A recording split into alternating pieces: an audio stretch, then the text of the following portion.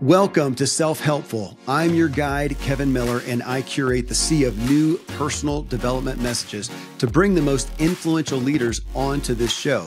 Join me as I question my guests to better understand their counsel so we can all integrate the wisdom into our lives, because we all want to elevate our own experience and improve the way we show up for others. The Self-Helpful podcast is presented by Ziglar, your premier source for equipping coaches. Visit Ziglar.com.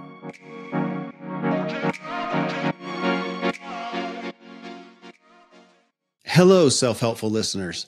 In this episode, master the art of trying and failing in order to succeed. This kicks off a 4-part series where my primary muse is just that, the art of trying and failing in the personal development world. We give a lot of, I think, pithy lip service to trying and quitting and failure. And I could add rejection, I think, as well.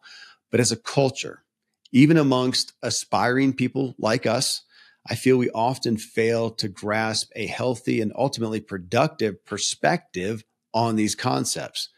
My guest expert on this topic for this series is Hala Taha. Hala is host of the Young and Profiting podcast. It's frequently ranked as a #1 business and entrepreneurship podcast across all apps. Hala is also founder and CEO of Yap Media, a business podcast network with an award-winning social media and podcast marketing agency for top podcasters, celebrities, and CEOs. She keeps signing on big names out there in the podcast world. I actually met Hala face-to-face and spent some time at a podcasting convention and discovered she has quite a personal development story as well. Her pedigree of success runs parallel to an impressive rap sheet of trying and failing, things she's tried that didn't work out, things she quit until she found what worked. And overall, you see a commitment to succeed that kept her persevering until she did just that, found out what worked. So I invited her onto the show to help us find more, I think, willingness and comfort in trying things and trying again and trying different methods until we find what works to achieve the ultimate goal, the overall goal of success that we desire in whatever way that looks like to us. So we also ended with a brief masterclass, I think, on branding that you're going to not want to miss. You can find Hala on your podcast app at Young and Profiting. And I encourage you to, whether you consider yourself young or not, tune into her show. She's recently had Lewis Howes on the show, Seth Godin. It's just tremendous. So really check her out. You can also watch the full episode. You can watch this full episode on YouTube if you want. Just search for Self-Helpful with Kevin Miller. Hala, looking at your bio and your website and the social media, I mean, your success and achievement rap sheet is a mile long. What's interesting to me, and what I really, as I was just researching you, as I've gotten to know you a little bit, what was so interesting to me is, along with those successes and achievements, which is, you know, why you're where you are now and why you have the following and the influence and the impact and the credibility and all that. There's also, as you told me, actually, we were at an event together, if you remember, out in Florida, and talked there. And I said, okay, my show's really personal. I don't talk a whole lot on business. You know, I'm talking about the personal story. And you kind of said, oh, I've got a story. And we talked a little bit then. And that's really where I want to key in on is we'll get to some of the successes, but not even really the failure. I will want to talk about that in a minute, but I'm interested in the trying, that you have tried so many things. And we've got the old cliche folks that we refer to, you know, Edison, and he tried 1,000 times to create the light bulb and whatnot. And, you know, Babe Ruth, for every home run he hit, he also struck out a lot. And it's kind of pithy, but it's legit. And that's what hit me. You're such a great example of that. You've got all these successes, but holy smokes, you have tried so many things. So I want to dig into the psychology on that. And when you look at that, is there anything that you would look back on yourself initially, not even now, but even back then, and go, what was it early on that gave you I'm not sure if I want to ask the drive to try things or the willingness to try, knowing that you're probably going to fail and be okay with that. Because as you know, with all the people you work with and whatnot, a lot of people, and that's the stumbling block. They're not going to try because they might fail. What was going on with you that enabled you maybe or spurred you to do that? Yeah. Well, there's so much to unpack in this question, but I think Please. where I can really start is my father. So, my father was from Palestine, which, when he was growing up, it was a very war torn area, still is. And he was a very poor farmer's son. He lived in one room with seven other people and had no electricity, no running water. And he knew that his only way out of getting out of Palestine was to study and to be the smartest kid in town. And he ended up getting a scholarship in Egypt to medical school. He ended up coming to America, becoming a doctor, becoming a surgeon, becoming chief of surgery at multiple hospitals, then owning a medical center, and essentially pulled his whole family out of poverty. So by the time that I was born, I'm the baby of four kids. It's almost like I had no excuse but to succeed and, 10x whatever my father did. And on top of that, I grew up in 9/11. I was in, just starting out in high school when 9/11 happened. And that was really tough on me. I remember being very accepted. My family was very accepted in my town. It was mostly a white and Jewish town. And I was generally treated like an Italian kid, like just very accepted, very popular, lead in all the plays, had a solo on every concert, and was in sports and very accepted. And after 9/11 happened, I was really outcasted. I started getting a little bit bullied. I never got into the talent shows anymore. They wouldn't even allow me to perform in the talent shows, and I had the best voice in school. I didn't get on any sports teams. And so basically for 4 years, I would keep trying and not get anything. I lost a lot of my friends. And then I learned about rejection because I literally did not get any opportunities in high school. So that led me to going to college and getting into like an okay school because I had nothing to shine on my high school resume because I really wasn't allowed to do anything. And once I got to college, thank God I picked a really diverse school. And then all of a sudden, I was getting opportunities left and right. I'd try out for the cheerleading team, became captain, tried out for the play, was the lead, was in my sorority, was on the board, right? So then I just kept winning. And that's when I really found my passion for broadcasting. I ended up getting an internship at Hot 97 and ended up interning there for free for 3 years. And that's what really first exposed me to this area of broadcasting. So I've been in this world for 12 years already. So like you said, I tried. We can get into all the times I tried to make it. Some of that, and really the psychology. So I'm interested even in your dad's story. He's in Palestine. He's in a house with all these people and his culture. And I'm going to guess that he got out, he escaped, he, overcame or whatever, but that's not the story of most of the people he was with. So is he an anomaly in that sense? Oh, yeah, 100%. He was like the first person to go to college. Shortly after, like one of his cousins followed and is like my closest uncle in America and stuff like that. But really, he was the first one. And, he put all his nieces and nephews through college. So he literally brought my whole family in Palestine out of poverty. Now everyone's doing okay, but it's almost because he just was so generous and made sure that everybody was okay. Okay, so think back to that, and you could look at it, or I can look at it both ways. So I'll ask a question.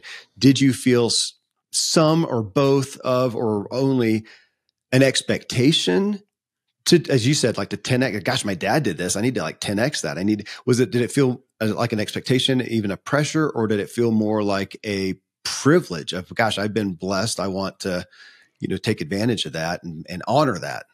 Yeah, it's funny. My parents weren't really, most immigrant parents are like hounding their kids to study and be perfect. My parents weren't like that. They kind of were just like, yeah, do whatever you want. They were pretty lax about that kind of stuff.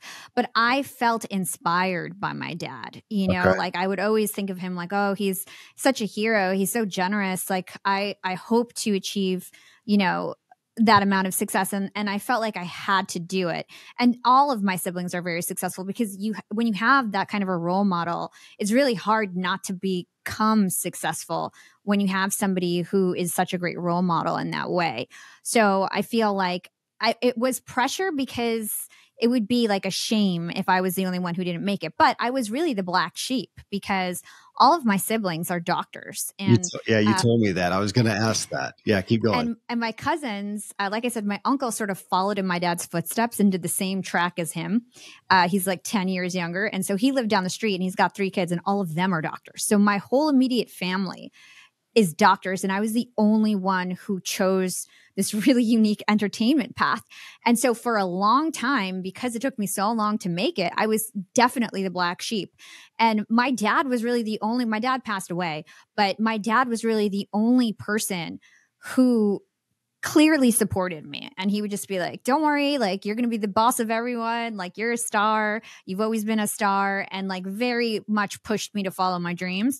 Whereas everybody else was sort of really worried about me and would constantly tell me to do things like, why don't you just become like a nurse? Or why don't you like become an orthopedic, PA or something like this. Like, this is what my family thought would be like my potential, right? Like, don't go to med school. You're not good enough for that, but why don't you do this? Right. So, but I followed my dreams and it worked out. So tell me about that aspect of them maybe not expecting as much from you. Was there an aspect of that feeling bad at some point? Maybe it also motivated you, but tell me about the tension between. Oh, yeah. That put a huge chip on my shoulder. So first, I was always sort of the bad one. Okay. I grew up like Arab American. The community was really strict. I always had a boyfriend. I always wore what I want. I would party and drink. And so like my parents and my community thought of me as like the party girl, right? Like, just to be open and honest. And, but they didn't realize that behind like my Facebook profile and like, me and my friends, I was working really hard for a long time. Like, especially like once I was in college and interning at Hot 97 and I started a blog site and all this stuff, it looked really fun. But behind the scenes, I was learning how to build websites and I was hacking Twitter and I was teaching girls how to blog and doing a lot of really cool things. So they sort of didn't give me credit and they didn't see the path. Yeah. Right. And so I used to feel very embarrassed, like going to Thanksgiving and having, everybody talking about they're in residency or taking their boards or doing this. And I'd feel really ashamed because I hadn't made it yet. But, with time and with me understanding business more and so on, I was able to sort of prove myself. And now everyone's very proud of what I'm doing. Well, and that's interesting because you did go to college and are going that direction. Now, you just said a minute ago, you kind of label what your direction is or vocation in the entertainment arena, but you went to school, you dropped out, went into, kind of this entertainment business now, and then, some things happened. You came back and went and got your MBA and then went into business. And I see you. That's kind of what I realized when I first connected with you, that you've got this outward appearance that can look somewhat entertainment, focused. And yet behind the scenes, I don't want to say it's all business, but you're a businesswoman there. Yeah. Because otherwise I would say, gosh, you're in entertainment. Why did you even go to school? Yeah, it'd be a valid question. Was the MBA worth it? But then it feels like behind the scenes, that's the primary value that you would cite yourself as. And I'm a businesswoman doing it in an entertainment aspect. Yeah, definitely. Because it's not just the podcast, right? I've built a whole social media agency behind it. I have the #1 business podcast network now. And so I've really built businesses behind the brand. So I would totally agree. And even back when I wasn't making it, I was still doing really cool business things behind the scenes and kind of honing my chops. And if it wasn't for all those failures and experiences, I definitely wouldn't be as successful as I am today. So, because I sort of put all those skills together to then start Yap Media, which is now the thing that really had a breakout success. Okay. And what's interesting also is that, with your title, Young and Profiting. Mm-hmm. Some people, if they look at that title alone, they'd question why you're here on the show. If it was just that, because that's not a focus that, we don't talk about business per se in that. What's interesting to me though, is out there. So we talk about entertainment and about business. If I look at your Instagram feed right now though, and all your posts there and all your followers there and whatnot, that's why you're on the show. Because most of what you're doing is personal development focused. Yeah. That's the guest you're having on the show. That's the topic. And which brings us back to, and I want to dig in more to this trying and this failure aspect, but I also want to know just from a history aspect or from your own trajectory, why? Because you could be on there just talking about business. Here's how to 10x your business. Here's branding. Here's how to, increase your profits. But you're not. Most of it's the same time. You have the same guest on that I have, which is again, what's connected to us here. What sparked you to have that as your primary focus. And let me give you a quick another comparable too. Jordan Harbinger. You know, Jordan, he's been a friend and podcasting mentor of mine for so long. And he looks like he just has all these intriguing people, you know, mafia person and whatever. And yet what he'll tell you is, no, I'm here in the personal development business. I want to help people improve their lives. So I see you comparable to that. So back to the question though, of what steered you that. Yeah, well, to me, young and profiting, right? It doesn't just mean money. It's not about generating monetary profits. It's profiting in all areas of life. So profiting in your relationships, profiting in your mental health, profiting in your physical health, profiting in business, in your career, and it's profiting in all areas of life. And so when I first started the podcast, you know, now I have like this big business around it and it's a big show, it's sponsorships. My goal actually was not to monetize. I literally thought it was impossible to monetize a podcast. I didn't think that it was going to be a reality for me. I really just wanted to help people. I had known that, you know, I had failed as an entrepreneur. We can get into that story. I was doing well in corporate, had a lot of business experience, and I felt like I could get experts on the show who could help my audience. I was growing a profile on LinkedIn. And I just thought that with my story, which was really compelling, I could probably get big guests. And I knew how to create a podcast because I was doing all the things that was a precursor to podcasts for 10 years before I started Young and Profiting Podcast. And so I just figured I had the skills. I wanted to help people and be of service, and I could get access to experts. And so that's why I decided to start the show. Okay. So we've mentioned failure keeps coming up constantly in this, because you talk about, you know, even looking at your family though, if they're going after the medical profession, not that isn't the opportunity for failure. I mean, you could go and, you know, not pass X, Y, Z or whatever, but there's not a whole lot. You kind of do the work, you do the right study, you make the investment of time and money. I mean, I'm not minimizing it all. It's huge. One of my dearest friend is an MD. Not minimize that. However, very different trajectory from what you went through as far as try and fail and succeed and fail. You know, that's unique to you. And so I am curious always on what enabled you to be able to try and fail and try again. And if we want to label that resilience or being okay with you, were you able to do that and maintain your own, it's easy to say confidence, but I almost want to say your own self-worth amongst that? Or were you just so driven that you did it even though it was troubling for you? How'd you feel amongst it? I feel like the reason why I kept trying and trying is because I actually really believed in myself. And I feel like you don't get at bats. You don't get opportunities, and really big opportunities. I'm talking about, I almost had a show on Hot 97, one of the biggest radio stations in the world. I almost had a show on Sirius XM, on one of the biggest like stations at the satellite radio station. I almost had a show on MTV where I was the lead right after Jersey Shore at the height of MTV. You don't get at bats when you suck, right? And so that gave me the confidence to keep going, because I was getting all these really cool opportunities. So it wasn't like it was, you know, unfounded. It was like a jagged edge towards success. You know what I mean? In terms of it was a rocky road, but I had a lot of successes along the way that kept me motivated. And internally, I had strong mental health in terms of, I really believed in abundance. I really believed that life was limitless. I really believed that I was going to do it. There was a period of time for 4 years where I didn't think I could make it because I had failed so many times in a row. And then I had this big reality check. That's when I went and got my MBA, went into corporate, and I did really great in corporate. But then, you know, by chance, I really just decided, okay, I'm going to start this podcast. And again, I had that self-belief that I could do this. And that's when I made it. So I think it was just, you know, at a period of time when I was 19 years old, that's when I really started this journey. From 19 to like 28, I was like adamant about that I was going to be a star, and really, really believed it until MTV shot a pilot with us for, you know, a whole summer. And then I got rejected. And that was after being rejected from Hot 97 and Sirius XM and then MTV. And then I was like, oh gosh, like I'm getting too old to not make money, and I got to figure this out. And that's why I got my MBA, went to corporate and got like started getting 6 figures and, you know, built a career. Because I felt like I had my back against the wall and I couldn't fail personally, right? And so I felt like the only way that was like a surefire way was to just go into corporate and be normal, right? And so I did that.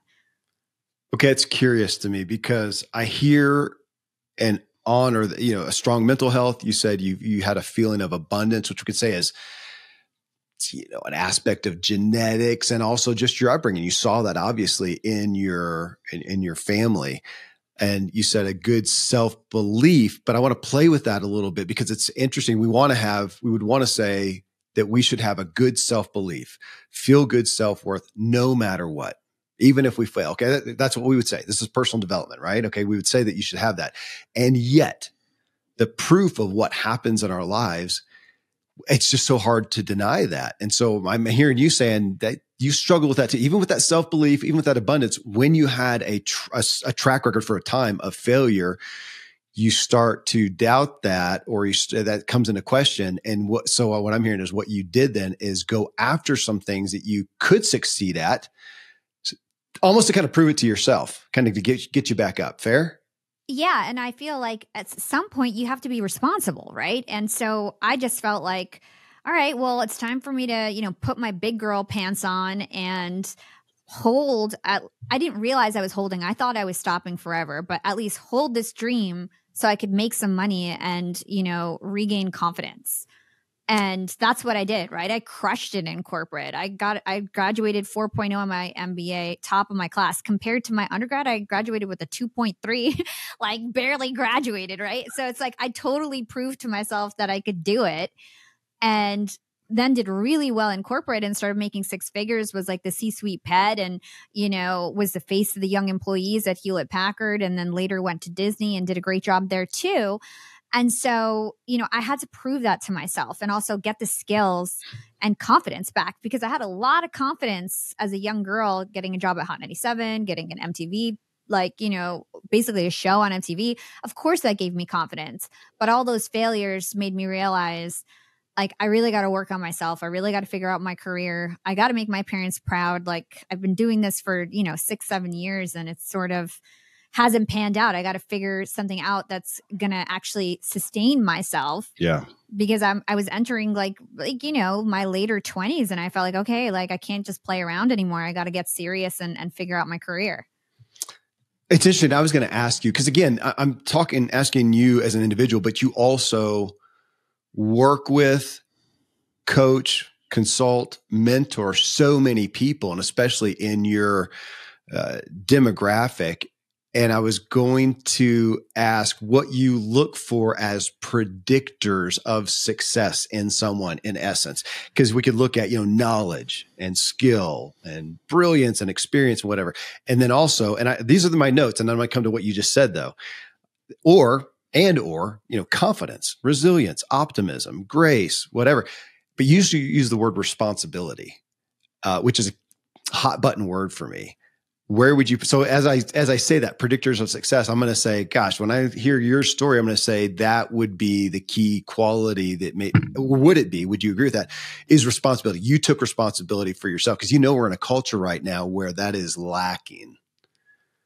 Yeah, I think it's a big part of it, but I really think my success has to do with me keep like the drive and the daily action and the consistency.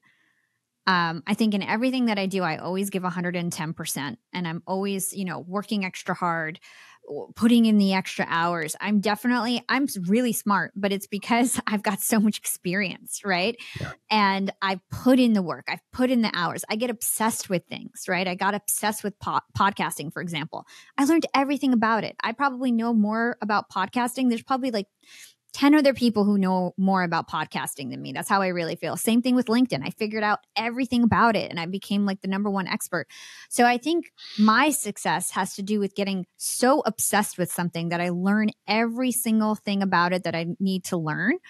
And then I just take relentless action. And I'm also really good at recruiting teams that help me take relentless action so that I can 10x, 20x everything that I'm doing.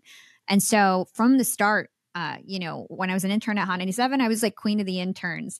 I then, had a blog site where I was managing 50 to 150 girls at any given time.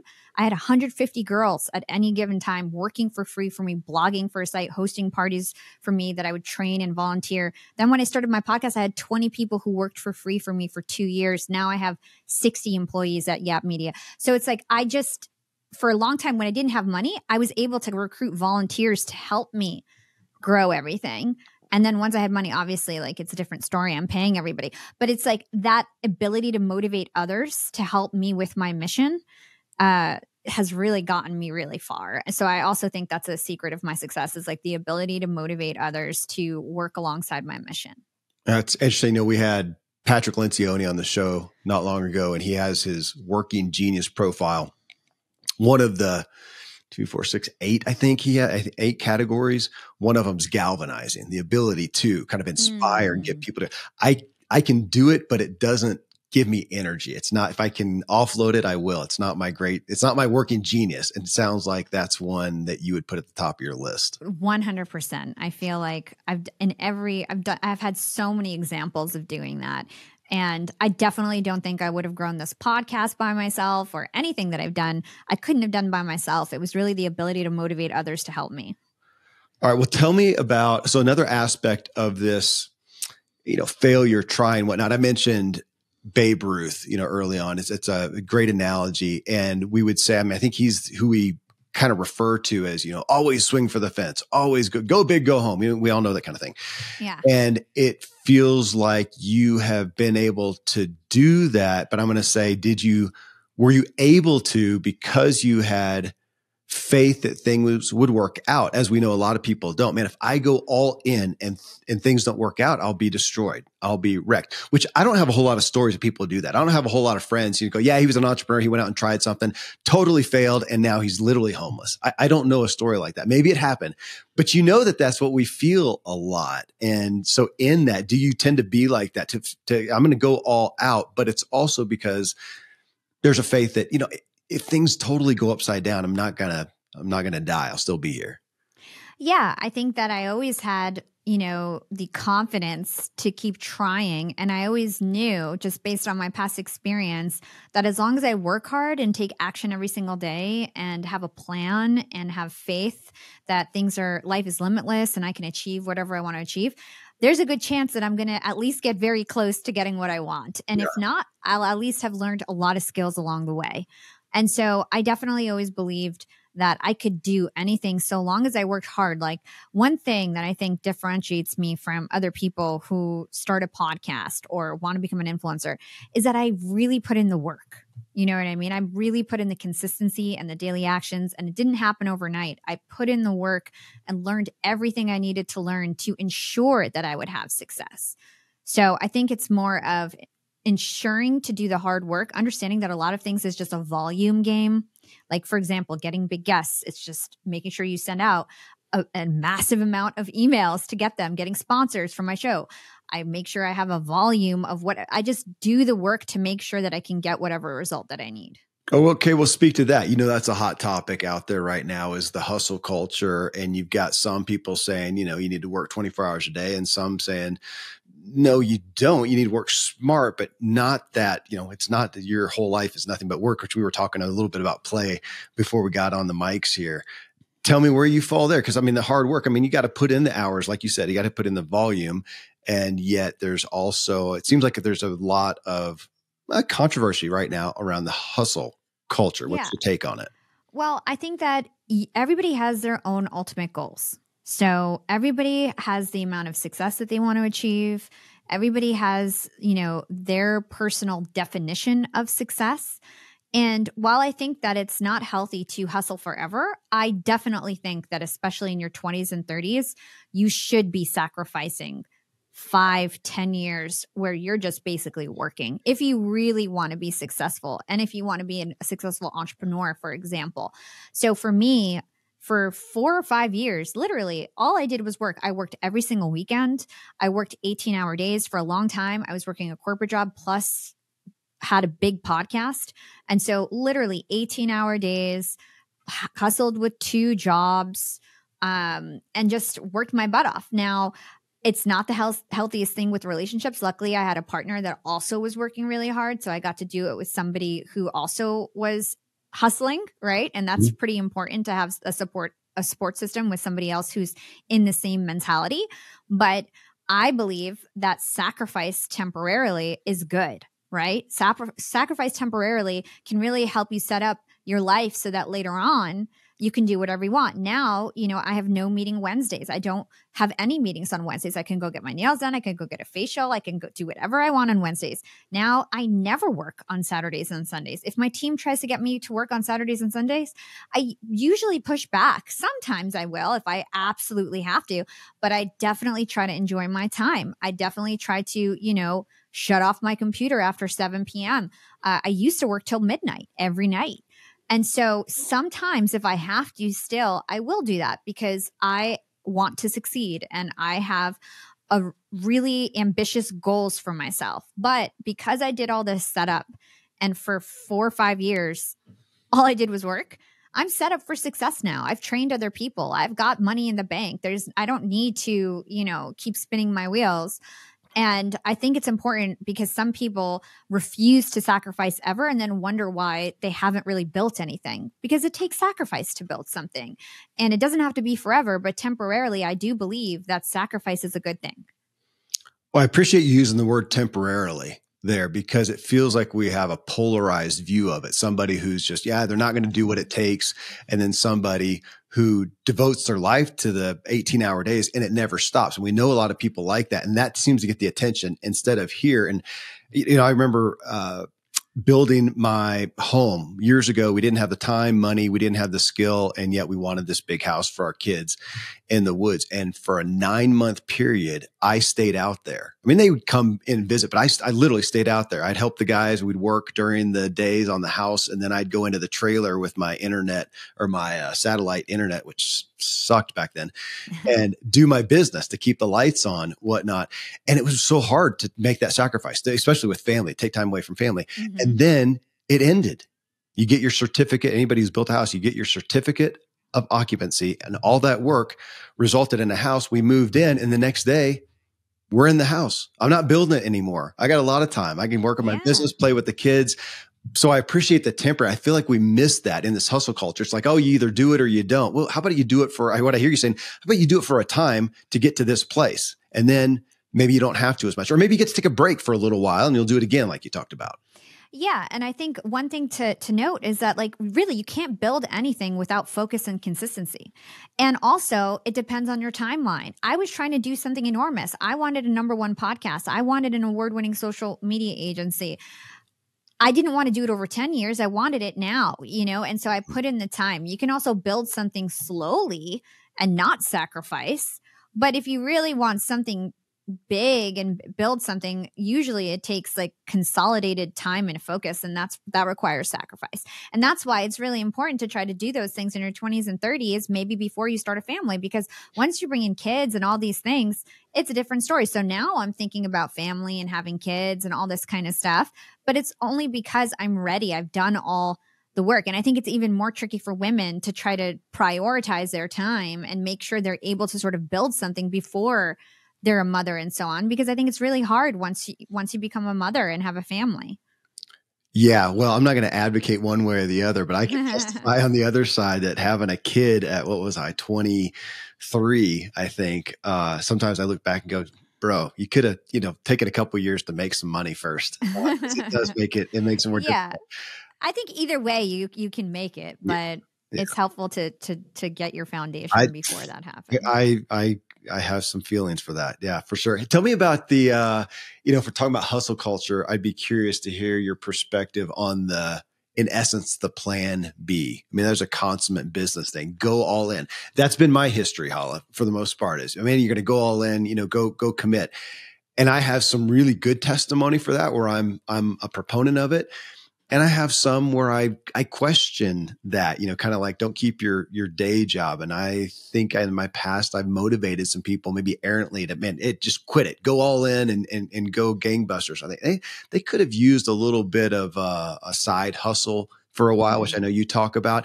But I think it's contextual. So I'm not looking for black and white. You should always do this. You should always do that. But on the plan B thing, that gets a lot of mileage, a lot of real estate in the personal development and in the business development world. Go all in. Tell me about your feelings on that one. Yeah. So I'm going to start off with one of my clients, social media clients, is Matt Higgins. He used to be on Shark Tank, and he's got this book called Burn the Boats.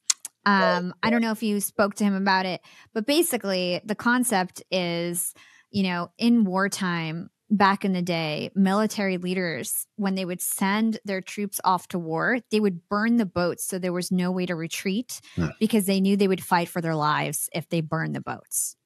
So there's one perspective that's go all in, have no plan B because you're going to try harder. I think that's okay if you're in the position to do that. If you've saved up money, if you don't have many responsibilities, if you're you've tested your idea, you feel like there's legs with it, and you're really confident, go for that and do it. You know what I mean? Burn the boats and don't have a plan B.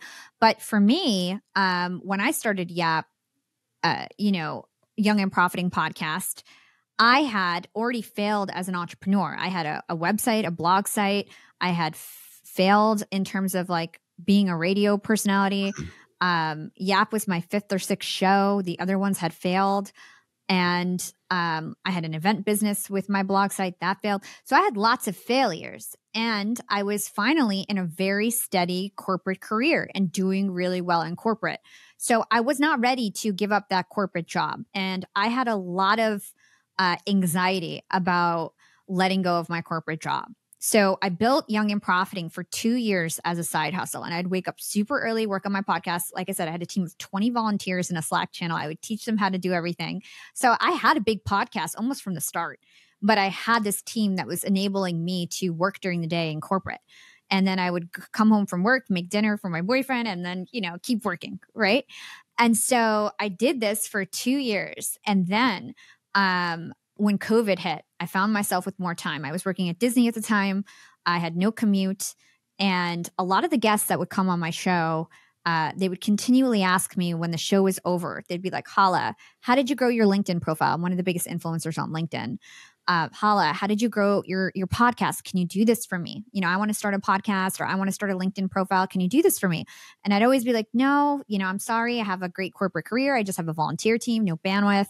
I can teach you how to do it, maybe on the weekends, but I definitely don't have time to do it for you. Until finally during COVID, and my dad got COVID and was sick in the hospital at this time when I decided that I was going to start my business, Yap Media. I decided to start a social media agency. And Heather Monahan, which I know we were talking offline, you were about to go on her show. She was my first client. And actually, she pushed me. I was very adamant about not doing her social media, but she kept messaging. I had really cool videos on LinkedIn, and she kept commenting, I need you to do my videos. I need you to do my videos. And so I would set up these weekend meetings with her to try to teach her how to make her own videos, because I still was refusing to do her videos. And then she was like, Hala, I literally have a contract that I could sign from VaynerMedia. I want to give this money to you instead. Your stuff is better than his stuff. And I believe in you. You have to start a business. Trust me. You got this. I want to be your mentor. I'll help you start it. I want to be your first client. And so she basically pushed me, and I was like, okay, you know what? I have no commute anymore. I used to commute an hour back and forth to work.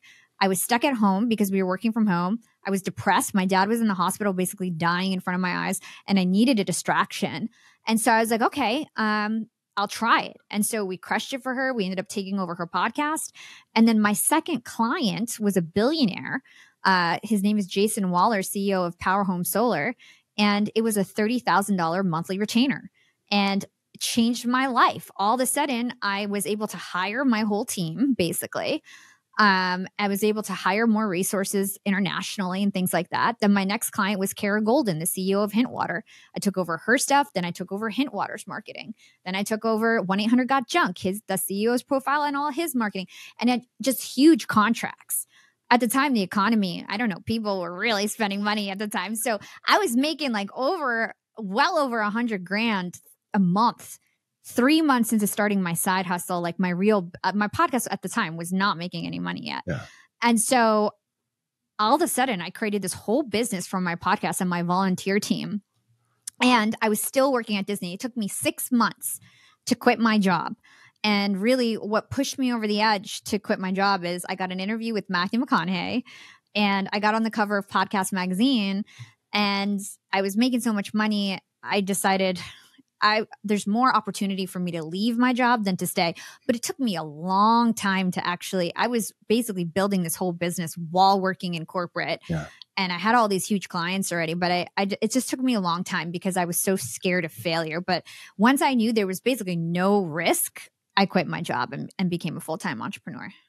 I appreciate you saying that you were still, at that point, still scared of failure. I mean, it's still there. You weren't immune to it. And your story right there is amazing.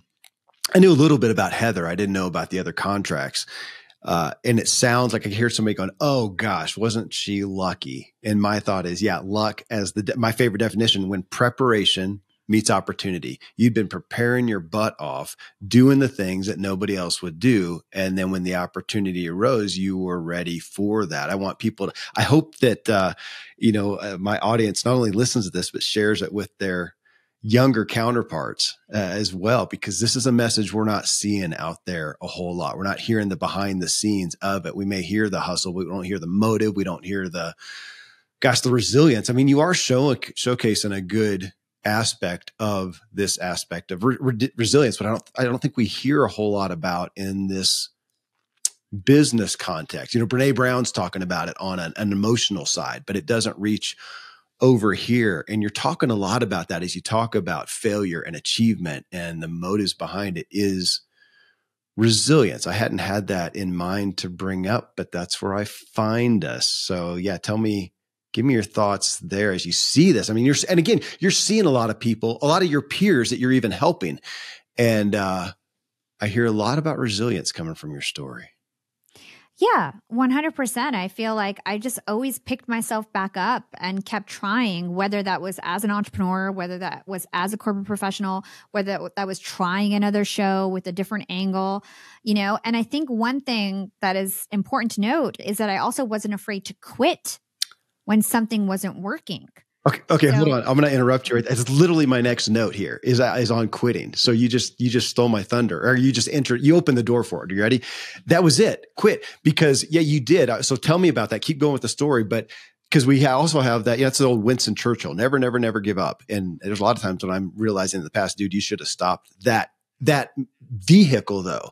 So you never quit on the overall goal. You were clear on your overall vision that you never did quit on. But yeah, now come back to where you were, that there were some of the, what would you say, vehicles, methodologies that you absolutely needed to quit and go for a different one to achieve the overall thing that you were not going to quit on. Fair? 100%. So I'll give you the best example I have is, so I had built this thing that we didn't really talk about called the Sorority of Hip Hop. And I built this really popular website. Like I said, I had 150 bloggers in and out of 3 years. We built an event business. We would host parties and concerts and things like this. And I was literally famous in the tri-state area. I would get shouted out on the radio every day. I was really popular on Twitter. And I decided to shut it down. And all my best friends were in this organization. My whole identity was tied with it. I decided to shut it down and go dark. And I stopped posting on social media, and I started caring more about philanthropy and raising money for philanthropies. And I went into corporate, and I focused on my education. I focused on myself. I basically went totally dark for 4 years. And I just worked on myself. I gained skills. I gained confidence. I gained, I had never really had a corporate job. So imagine entering the corporate world, 27, 28, never having a corporate job, being a girl that hosted parties and had a blog site. And somehow I crushed it in corporate because I learned everything on the internet. So I was so much more tech savvy than everybody else. I had so much more insight about social media than everybody else, and videos and graphic design and all these self-taught skills that I had. I ended up crushing it in corporate, but it was a really big kick in the butt for me because it's I learned how to communicate properly. I learned how to write emails. I learned how to be a professional, and corporate taught me a lot. And had I not quit and actually learned on the dime of Hewlett Packard and Disney, I definitely don't think I'd be as successful as I am today. I appreciate all my experiences, because I don't think I'd be as tech savvy and like really good at marketing had I not learned on my own trying to build a website and blow up on social media as a young girl, right? So I'm happy with all my different experiences. But had I just kept going at it with the sorority of hip hop, even though it's like it was just not the path for me, right? And I knew it. And I knew I had to work on myself first and make money and build a foundation for me so I could have the confidence to then build something greater later on. But it was really hard to quit that, especially when you have many people who are looking up to me and who are really disappointed in me. I lost almost all of my friends because they were all in this group with me, and they were so mad at me, and I became like the villain. And I just did it because I knew that that's what I needed for myself. Okay, what's interesting there, years ago, I had an organization helping people who wanted to transition out of traditional employment into self-employment. And so we created this online community with the things you would expect, finances and branding and websites and all that jazz. And yet over time, as people came into this, we kept going further and further and further. And and years into it, then it's mainly personal development. I'm thinking, wait, this is supposed to be about business, about building a business, becoming an entrepreneur. And the hangups that I would see, the things, because we come up with an idea that fit the person and we'd find an opportunity in the marketplace and we can put a brand around that and we can get a product or service out there in the market. And yet the hangup when they're not progressing, and it would come to this personal issue, a limiting belief, whatever you want to call it, was a personal. And so here we are at the forefront, this business of business.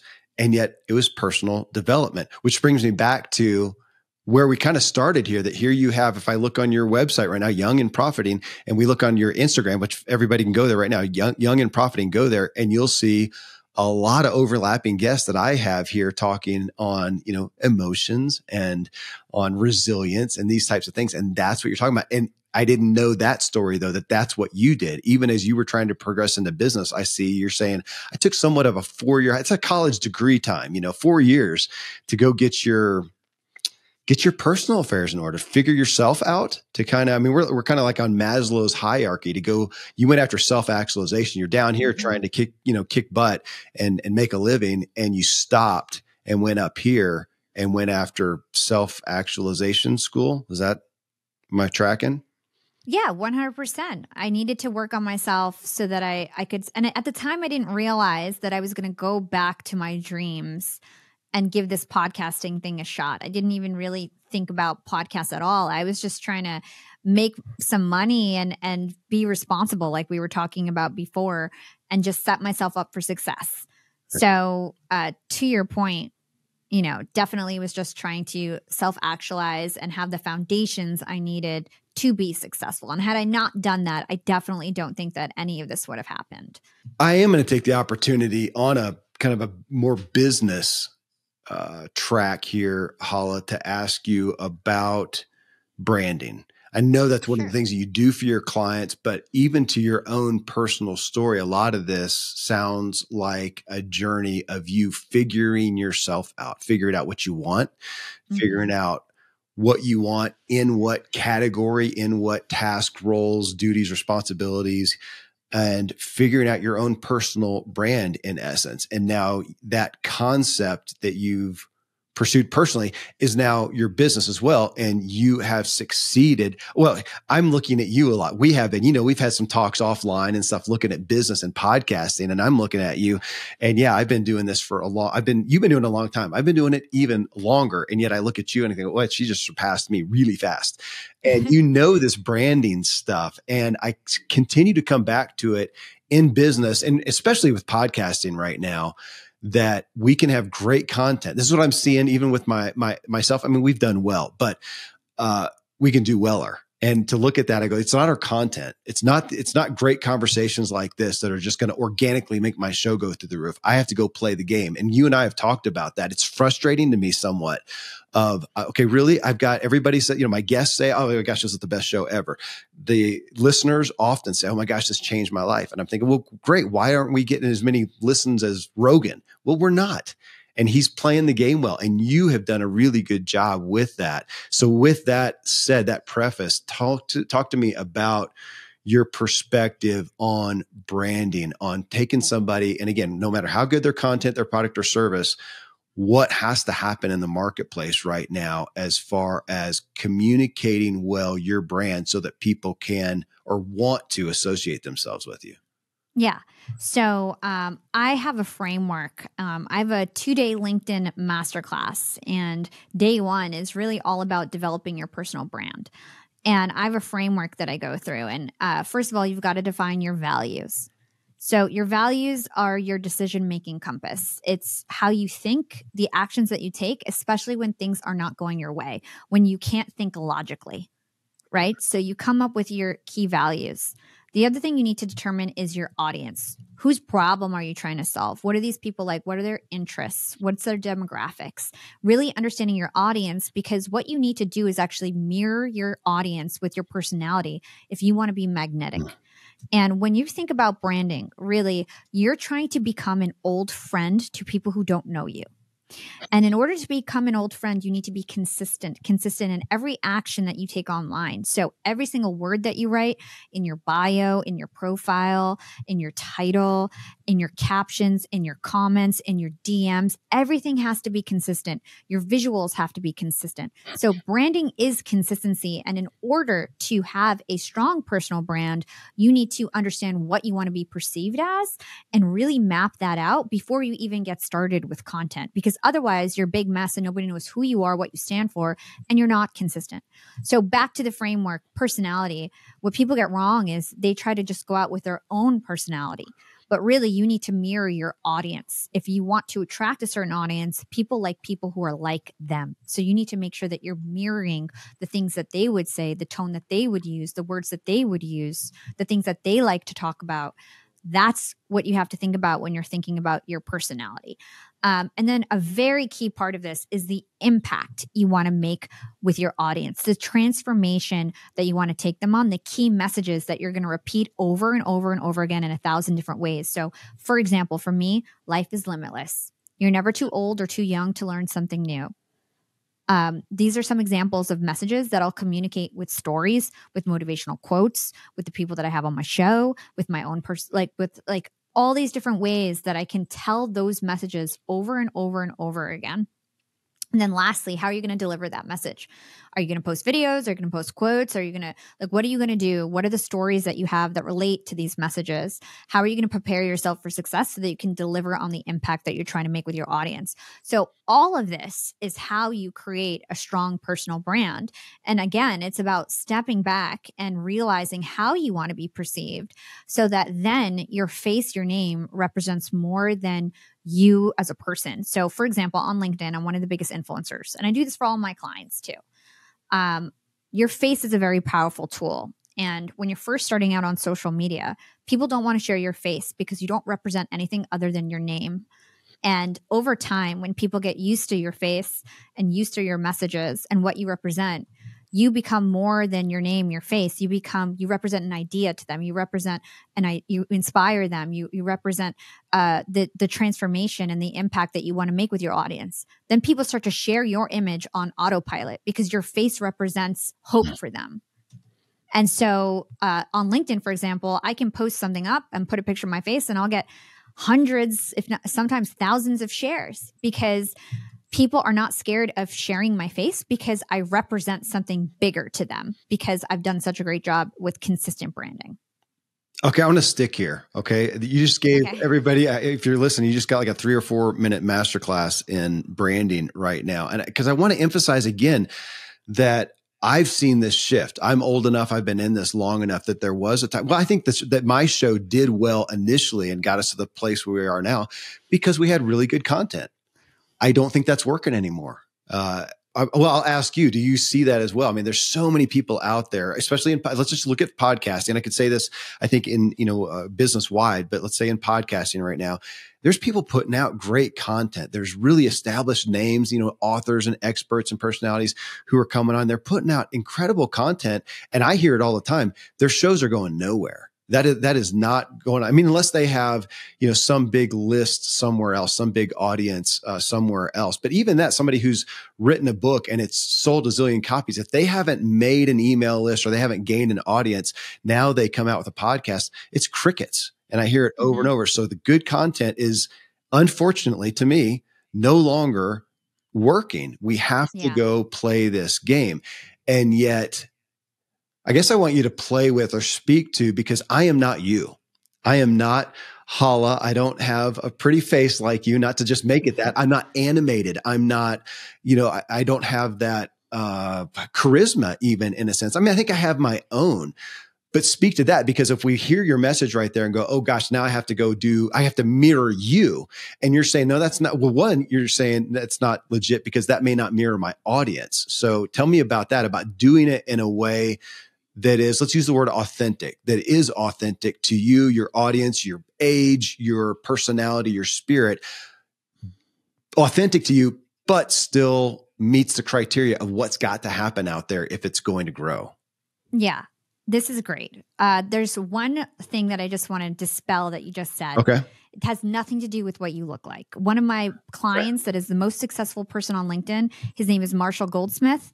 He's almost 80 years old and an old man, and he's got way more followers and engagement than I do, right? And so it has nothing to do with what you look like. Thanks. The other thing that I want to say is that everybody has their own unique relationship with their audience. So this is something else that I go over in my masterclass. So if you think about your relationship with your audience, that will really help you identify and be authentic. So for example, I am a mentor.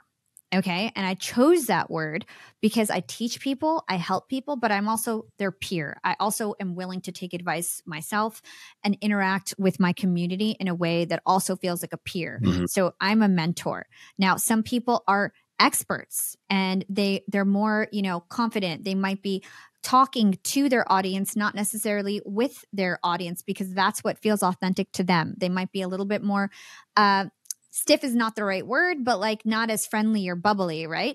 Now, you could be a reporter. Let's say you don't have a lot of experience, but you're going to interview other people and your role is to be a reporter. You could be a cheerleader or a hype man or a hype woman, and your job is to kind of pump up your audience, or a coordinator, and your job is to just put people together.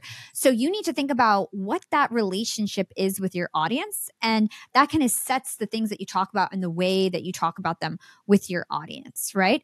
And then if you take your key personality trait and you kind of rank your personality traits, for example, my number one personality trait is inspiring.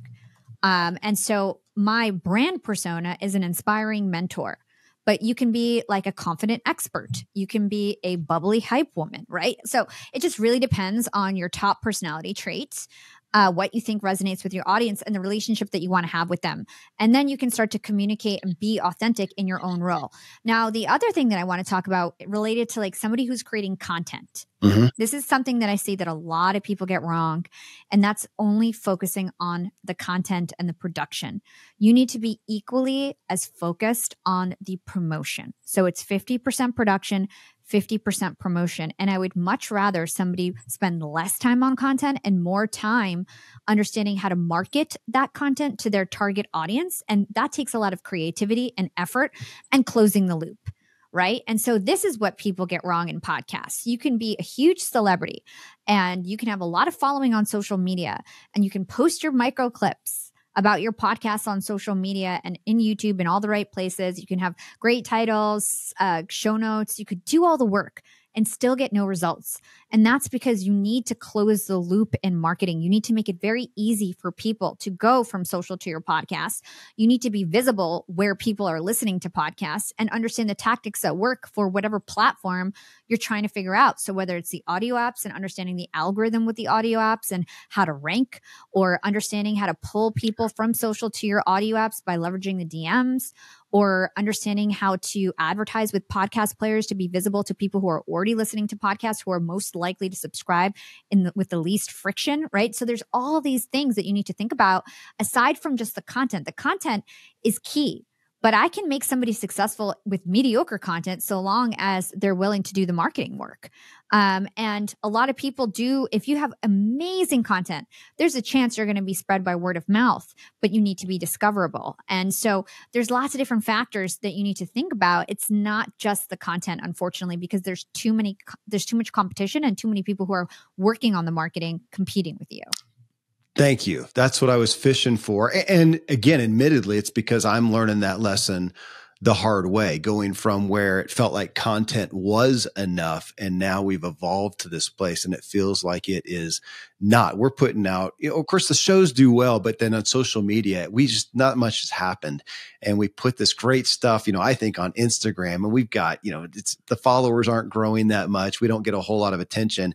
And it's interesting. Just before we came on, I got a note from my team as they're trying to increase what we're doing there, that they did. I don't even know what it is. Hala, don't laugh at me, but they did a collaboration with somebody on Instagram with Vienna Farron, who just did a show with me last week. And it's got like 17,500 views in no time. And that's just, that's totally different. There's the marketing aspect of that, of what's going to take it was good content to begin with. But if we didn't do the marketing, nobody sees it. And that's what I'm coming back to. And you said probably 4 times in what you just talked about, the relationship you want with your audience. Again, I'm going to be candid. That's what I missed. All these years of putting out good content. Thank goodness it was good content with great people, and our show grew to the level it has gotten to now. But I did not do a really good job of giving the audience focus and creating that relationship. So I'm doing that now, but I wish I had in the past, because without that, I'm seeing that we just start to plateau and whatnot. So speak to that again, because it feels like just like it's great to create the content, 50%, create it, but now you got to go or produce it. Now you got to put 50% into marketing. That I've got an audience, or we've got an audience, somebody you're speaking to, but just putting stuff out, or you said, just talking to them out here is not working. We've got to connect with them and build that relationship. Mm-hmm. And that is it's not my strong suit, at least not online. There's a methodology to that's what you do, but speak to that again, of the intentional aspect of, okay, you don't just talk to them, you've got to create a relationship, because I'm seeing that that's something specific and unique that we don't just naturally come to. Yeah, 100%. And you've got to do this, especially on platforms that are two-way communication, right? So if you think about an audio podcast, you really can't talk to your audience. It's one-way communication, and that's what it is. Maybe you'll get feedback and reviews and so on, but it's not two-way communication. On a platform that has two-way communication, you have the ability to get closer to your audience so that they can do the action that you want them to do. So I'll give you a couple examples, and let's take podcasting as an example, but this could be anything, right? I'll give a couple examples for people who are not podcasters too. So if you're a podcaster, a lot of people, they've got this strategy of creating clips on their social media, and they use that as a way to promote their show. And maybe they have their link in their bio on Instagram, right, or TikTok or whatever it is. But the thing is that you're asking a lot of people. First of all, you're putting something out on social media where 50% of people on social media don't even listen to podcasts. So you have to convince 50% of people to listen to your podcast who are just scrolling by, right? And then you're expecting somebody to go as far to click the link in your bio, find the episode that you promoted, and cross your fingers that they're going to download it. That is asking way too much work of your audience. Yeah. You need to make it as easy as possible for them. So if somebody's liking and commenting on your video, they're raising their hand, and it's permission-based marketing. They're basically saying, I'm interested in the content that you shared. I showed an action. I liked or commented or shared your video. You need to you need to retarget those people in the DMs, and then you can give them a direct link to your episode. So my team is doing this all day. Wow. If anybody is liking and commenting on our videos, we're closing the loop. We're then DMing them and saying, hey, I noticed that you liked my recent clip with Alex Shimozy. If you enjoyed this clip, you're going to love the episode. Here's the link. Then we give them a chartable link that directly goes to the episode, no matter what app they use. So if they use Spotify, it goes to the Spotify app. If they use Apple, it goes to Apple. So I literally make it seamless for them. Then we follow up again. Let me know how you liked it. We always end it with a question. So what I'm doing, I'm giving common ground, They took the first action. They're never going to say, screw you, don't DM me, you're spamming me, because they took the first action. Right. So I noticed that you engaged on my post. I think you may. So also, I'm not saying you will like, because people like to prove people wrong. So if you say you may like my episode, or I think you may be interested, people are going to be like, oh, this is kind of her for reaching out to me, right? Let me know how you like it. Most people are going to respond back, hey, I really love the episode. Thank you so much. Thank you so much. Welcome to the Yap fam. I hope you subscribe to always keep up. And if they say something really nice, like it was an amazing episode, I loved you did XYZ, can you copy and paste this as an Apple podcast review? Here's a link to my Rate This podcast, right? Then I get them to write a review. So it's like taking them through this whole funnel, and they feel like you've, made their day, you've interacted with them. Now, the other benefit of this is on almost every social media platform, LinkedIn, Instagram, if you DM somebody, they start to see your content at the top of their feed, because it signals to the algorithm that you guys are friends. So they start to see your stories, they start to see your posts more often. And now you've created a super fan that is going to, and then they'll continue to like your stuff. And, you don't want to message them over and over if they've already subscribed, but, you can thank you so much for liking my comment. I hope you're still enjoying the show, right? So you're continually engaging them in the DMs so that they keep seeing your content. And it's this like flywheel effect. You're creating a community. So that is one way to sort of close the loop and get subscribers. Well, so you mentioned, thank you for that. And you mentioned earlier talking about Heather Monahan, and that initially you kept trying to teach her this stuff. And ultimately she, in essence, was saying, dude, I'm not going to learn. Will you just do, can I pay you to do that? And I want people to hear that there is a lot that they can learn on their own and try to implement on their own, or they can go and pay and have that done, which I'm finding more and more people doing, especially in the podcast space, because I'm just listening to you. It feels overwhelming. Like, okay, I mean, I get it conceptually, but holy smokes, really? I'm going to do all, that's going to happen. You've got a machine that does that. And I didn't necessarily intend to, promote the machine of Yap, but I'm happy to, that is a place you are somebody that people can contact. And I assume that if you're, a great fit, fine. If not, you've got other people that you can refer them to. But those who don't want to go, well, for both sides, hey, I do want to learn this, that you have a place for them to go and learn this, some resources, or man, I just want this done for me, that you've got some resources for that. Yeah. So in terms of agency services, I have Yap Media, which is an award-winning agency. We typically work with authors, speakers, best-selling, celebrities, things like this. So if you fit that bucket, if you feel like you really want to grow your personal brand, you've got success in other areas, we can definitely help you. We're known as the #1 LinkedIn marketing agency. We're excellent on Instagram. And then we create podcasts, right? So growing podcasts. And then also monetizing podcasts. So one of the things we didn't talk about is I have a podcast network that is like growing really rapidly. I have amazing business shows in my network: Greg McEwen, Amy Marin, Trent Shelton, the Investors Network, Scott Clary, Jennifer Cohen, Heather Monahan. I've got all these podcasters that are business podcasts, and I grow and monetize their shows. And so if you have a big podcast, I can help you with that. And then specifically for LinkedIn, I launched a new part of my business called Yap Academy. And I have a 2-day LinkedIn masterclass where I teach you everything about the algorithm. I teach you how to copyright. I teach you how to build a personal brand, the psychology of design, sales on LinkedIn, using DMs on LinkedIn and being effective there. And that's a 2-day workshop. And the next class is September 6th and 7th. And, Kevin, if you want to promote it to your audience, happy to give you a code where they can get 30% off and you can get some money for your signups. Well, I'm going to leave this in the show. Everybody just heard that. I will do that. And completely. Hey, Hala, just thank you. I feel like this is a show. I'm sitting here thinking, man, I've got some of my older kids. I want to listen to this, to hear your, I kind of like, I didn't intend for this, as the show's organic, that we started with your story, with your initial drive, which we're going to get into here in a second in part 2.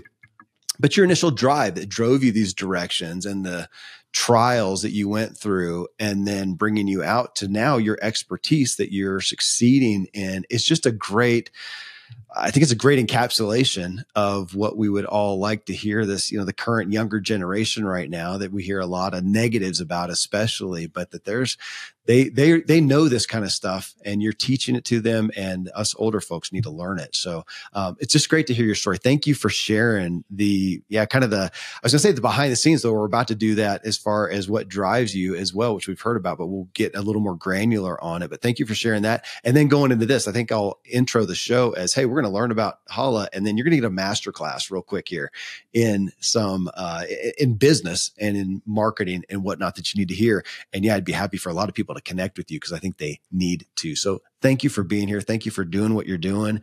And I'm grateful for what I have learned from you already, Hala. Thank you so much, Kevin. This was so much fun. Coming up next, I talk with Hala about what drives her, which is fitting as I'll soon be on her podcast to discuss my book, What Drives You. Again, you can connect with Hala on your podcast app at Young and Profiting, where she's recently had Lewis Howes and Seth Godin on her shows.